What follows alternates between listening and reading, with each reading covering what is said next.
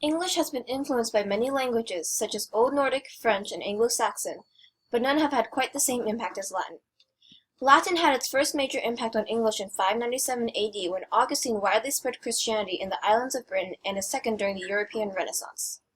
These new infusions of Latin to English helped shape the course of languages for centuries to come. However, it is necessary to show not only why and how these language infusions began, but also the context in which certain words developed. When Christianity was brought to Britain, it also brought new Latin words and caused great Latin influence on English.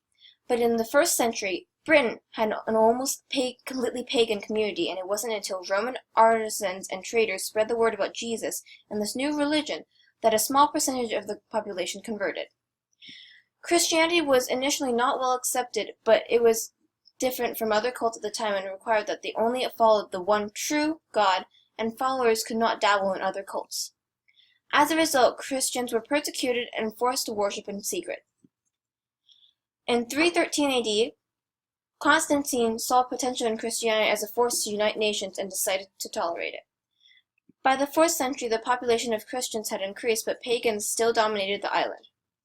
The Anglo-Saxon and Jutes took over the island and established their respective kingdoms and gathered a reputation for being savage. Finally, in 597 AD, Augustine brought a mission to Britain.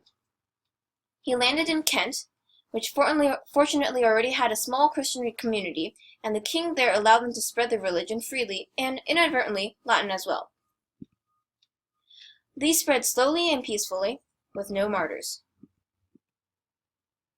Augustine succeeded in converting much of the population and eventually went on to become Archbishop of Canterbury in 601 AD.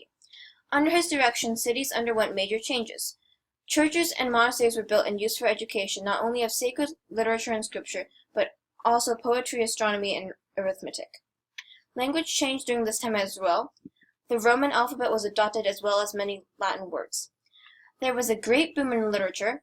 Famous figures such as the poet Caedmon, historian Venerable Bede, and the scholar Alcuin of York became writers of some of the earliest Old English sources in the 7th and 8th centuries. Caedmon's hymn is now considered by many as the oldest surviving text of Old English. At this time, Old English and French were the primary languages. Latin was usually written, but was almost always studied as a second language. The Bible was in Latin, church services were in Latin, and people at monasteries and ministers all spoke Latin, so there was much to gain from learning Latin. When Latin was spoken at this time, it was primarily used as a language of debate in scholarly and ecclesiastical places. Text was usually read aloud at this time, and silent reading alone was not a common occurrence. During the rise of Christianity in the early 600s AD, much of the Church's written text was in Latin. As a result, many Latin words were borrowed or combined with pre-existing English words. Several Latin words taken in at this time expressed abstract concepts that were difficult to word in English. The Latin alphabet was also adopted because it already suited many English tones. Tones that were not in the Latin alphabet were taken from Old Anglo-Saxon runes. Some examples of Latin-derived words from this time include disciple, angel, and trinity. The English Renaissance, also known as the Elizabethan era or the Age of Shakespeare, occurred from roughly the 16th century to the early 17th century. During this time, enthusiasm for classical languages led to the borrowing of many words from Latin. Writers often wanted to explore the language, or impress or surprise their readers. Writers didn't worry about readers not understanding the new words because they assumed the reader had a classical education. Also, when people were translating Latin to English and couldn't find a satisfactory translation, they often used some variation of the original Latin word. These new Latin-derived words were not always accepted, and the most contrived or excessive words were disparagingly called inkhorns. There was no obvious pattern for whether one of these newly coined words survived or died. For example, the word recapitulate stayed, while the word reencephalize, which had the same meaning and a similar level of complexity, did not. During the same time, several people took part in a counter-movement to use older English words or create new words from Germanic roots. However, most of these words did not last. Some examples are sicker for certainly and ense for conclusion.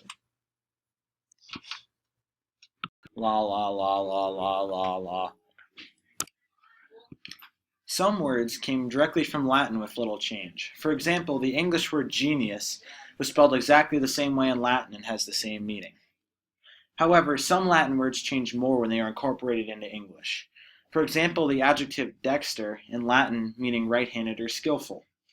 When the word was introduced to English during the English Renaissance, its meaning shifted slightly. Old English already had the word recht in it, a Germanic word to mean right. Therefore, dexterous lost the redundant definition of right-handed, while the definition skillful remained. The dexter part of dexterous came from the stem of the Latin word dexter. The ous suffix also comes from Latin. It originated from the Latin suffix osus, which could be used to form adjectives. When the suffix was adopted into French, it became shortened to simply os or us. At the time, the suffix was pronounced with a long u.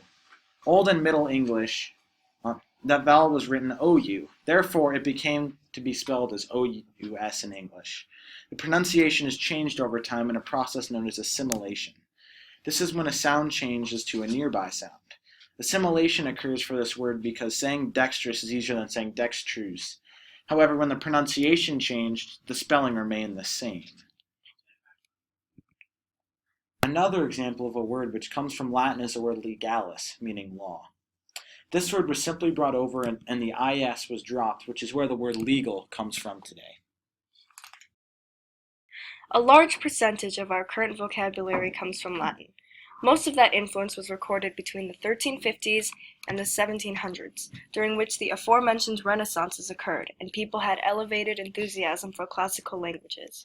Of all the languages to make their mark on English, Latin has had one of the greatest impacts.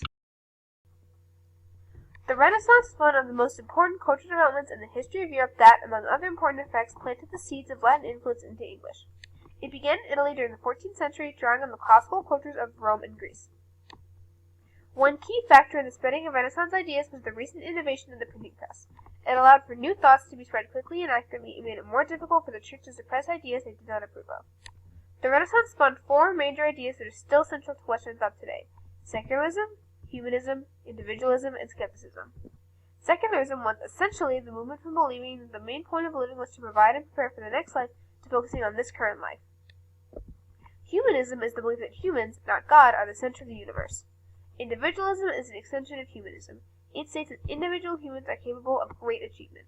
During this time, artists began to sign their own works showing individual pride, and the guild system was being replaced by capitalism, which encouraged private enterprise, all as a result of individualism. Finally, skepticism promotes curiosity and the questioning of authority. Later, after the Italian Renaissance was thoroughly underway, Northern Europe began its own Renaissance around 1450. The Northern Renaissance was delayed due to two key factors. First, Northern Europe was further removed from centers of trade and culture in the Mediterranean, and the political and scientific institutions were more backwards due to the stronger presence of the church and feudalism. Besides beginning later, the Northern Renaissance was also more religious due to a heightened influence of the church and more nationalistic as a result of the rising monarchies. From the Renaissance came the humanist movement, which lasted from the mid-1300s to the 1500s. Humanists studied subjects now known as the humanities, such as ethics, history, and poetry. In the 1300s, humanists began finding Latin manuscripts, and when the popularity of the printing press grew in the 15th century, these were distributed to a greater number of people. Latin texts had been known, but humanists made them a large part of the ideal curriculum. Greek also enjoyed a rebirth. Manuel Chrysalis brought classical Greek texts to Italy in 1397 and caused a revolution. Greek was translated into Latin, and Italian humanists gained an understanding of the gaps between their world and the Romans they sought to be like.